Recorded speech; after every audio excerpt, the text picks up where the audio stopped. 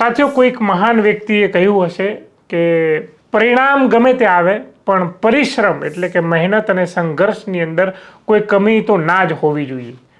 આ જ વસ્તુના આ જ વાત અત્યારે ગુજરાત કોંગ્રેસના પ્રદેશ પ્રમુખ અમિતભાઈ ચાવડામાં દેખાઈ રહી છે.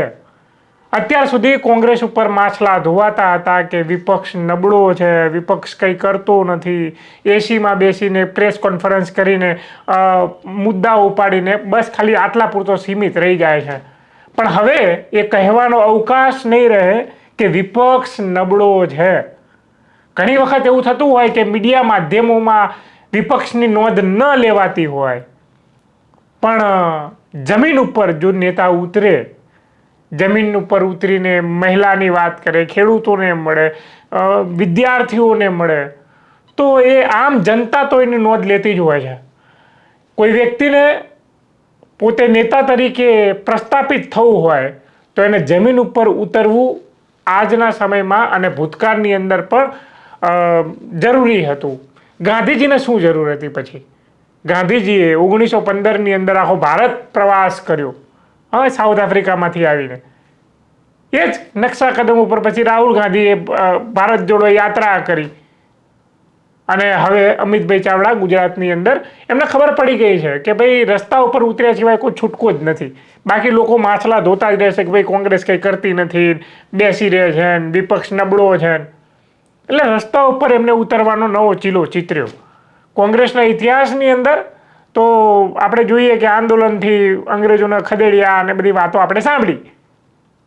પણ ગુજરાત કોંગ્રેસની અંદર આંદોલન બાબતે ઘણા સમયથી જાણે વનવાસ હોય એવી પરિસ્થિતિનું નિર્માણ થયું હતું. અમિત ચાવડાના હાથમાં જ્યારથી નેતૃત્વ આવ્યું ગુજરાત કોંગ્રેસ પ્રદેશ સમિતિનું, ત્યારથી તમે જોયું હોય તો મેં થોડો ઓબ્ઝર્વ કર્યું છે કે અમિતભાઈ ચાવડાએ જમીન ઉપર ઉતરવાનું જ્યારથી નક્કી કર્યું ત્યારથી લોકો એમની સાથે કનેક્ટ થઈ રહ્યા છે. ભલે મીડિયાએ નોંધ નથી લીધી અને ખરેખર મીડિયાએ નોંધ લેવા જોઈએ, પણ ઘણી વખત એવું થાય કે માણસ મીડિયા નોંધ ના લે કે માધ્યમો નોંધ ના લે ત્યારે એવું થાય કે હતાશ થઈ જાય કે આપણે આટલું કરીએ છીએ, લોકો નોંધ તો લેતા નથી. પણ નહીં, ક્યાંક એ છેવાડાનો માણસ, એ છેવાડાનો ખેડૂત, એ મહિલા એ તમારી લડાઈની નોંધ લેતું હોય છે. એટલે એવા તમામ નેતાઓ એમને હતાશ થવાની જરૂર નથી કે અમારી કોઈ નોંધ નથી લેતું. ક્રાંતિની નોંધ લેવાય છે, ભગતસિંહની નોંધ પણ લેવાઈ હતી, પણ આ એક અવિરત કાર્ય છે કે તમારે એની અંદર જોતરાયેલું રહેવું પડે. જો તમને એવું લાગ્યું તમે હતાશ થયા તો ગયા. પણ અમિતભાઈ ચાવડાએ આ ત્રીજું ચરણ છે, મીડિયા માધ્યમોએ બરાબર હજુ એટલી લેવાઈ જોઈએ, રસ્તા ઉપરની લડાઈની એટલી નોંધ નથી લીધી. તેમ છતાંય આજે ડેડિયાપાડાની અંદર આ જન આક્રોશ યાત્રાના ત્રીજા ચરણનું જે સમાપન યોજાવા જઈ રહ્યું હતું, ત્યારે હજુ તો આ જન આક્રોશ યાત્રાના ત્રીજા ચરણના સમાપન હતું અને એમને બીજી જાહેરાત કરી નાખી કે વિધાનસભાનું સત્ર ચાલુ થયા પહેલા ગાંધીનગરમાં સભા કરવા માટે લોકોને આમંત્રિત કર્યા 16 તારીખે. એટલે 16 તારીખે એ ગાંધીનગર જશે, લોકોને ભેગા કરશે અને અહીંયા આગળ કંઈક નવું કરશે, જન આંદોલન ટાઈપ સમથિંગ કંઈક એવું કંઈક કરવા જઈ રહ્યા છે. એટલે એ વ્યક્તિનું તૈયારી જ છે કે ભાઈ જમીન ઉપર જ રહેવું છે.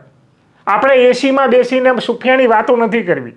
લોકો સાંભળે કે ના સાંભળે, આપણે આપણી અને લોકોની વાત સાંભળવી છે.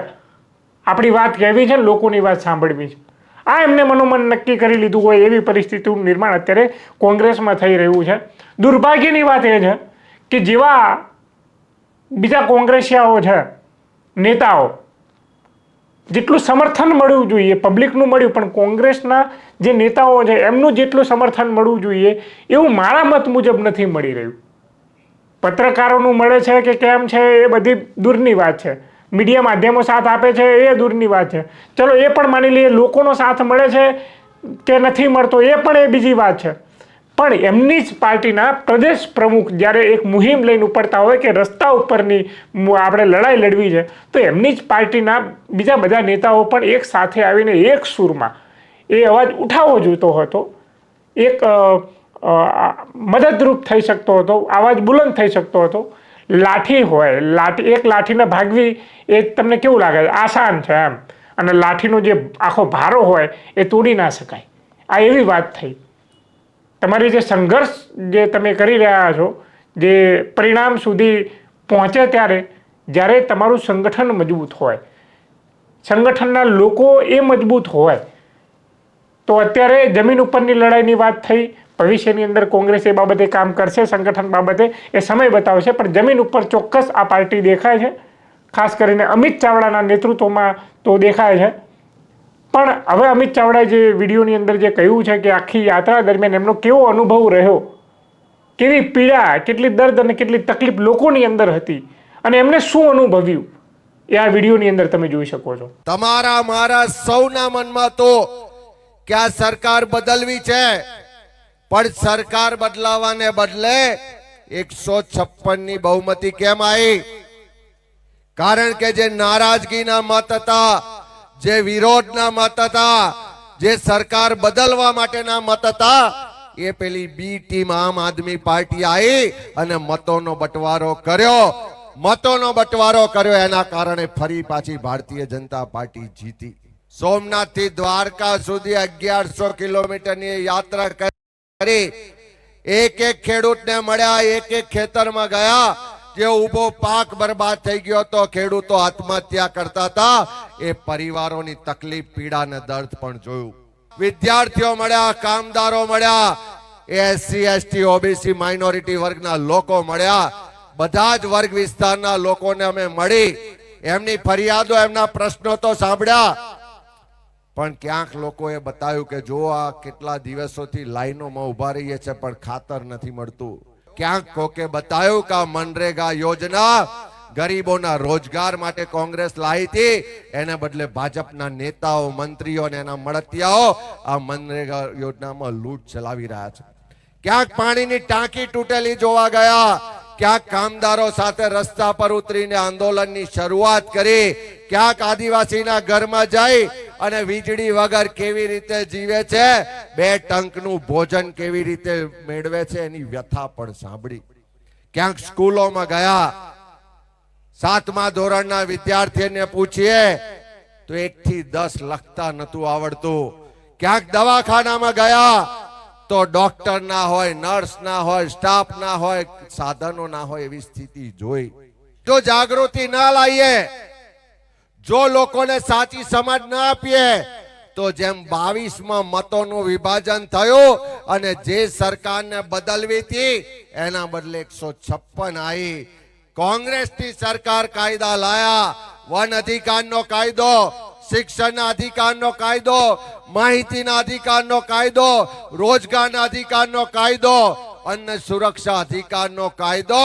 આ બધી જ તાકાત જો કોઈ આપી હોય તો કોંગ્રેસે આપી, પણ આપણે લોકોને સમજાવી શક્યા નહીં. હમણાં વાત થઈ કે દેશના બંધારણે આપણને સૌને મતનો અધિકાર આપ્યો. જો કદાચ તમને મને મતનો અધિકાર ના આપ્યો હોત તો કોઈ આપણને પૂછવા પણ ના આવે અને કોઈ આપણી વાત પણ ના સાંભળે. પણ તમે મત આપો છો, તમારા મતથી ગાંધીનગરની સરકાર બને છે, તમારા મતથી દિલ્હીની સરકાર બને છે, તમારા મતથી ધારાસભ્ય ચૂંટાય છે, સંસદ સભ્ય ચૂંટાય છે, તાલુકા જિલ્લા પંચાયતનો સભ્ય ચૂંટાય છે. આપણે મત આપ્યા હોય, આપણા મતથી સરકાર બની હોય ને એની આપણી સુનવાઈ કરતી ના હોય તો જ્યારે ફરી આવે ત્યારે એનો હિસાબ કરવો પડે ને. જો આપણી વાત સાંભળી ના હોય તો એનો વારો પણ કાઢવો પડે. કે ખોટું કરવા વાળા જેટલા ગુનેગાર છે એના કરતા મૂંગા મોડે સહન કરવા વાળા એનાથી મોટા ગુનેગાર છે.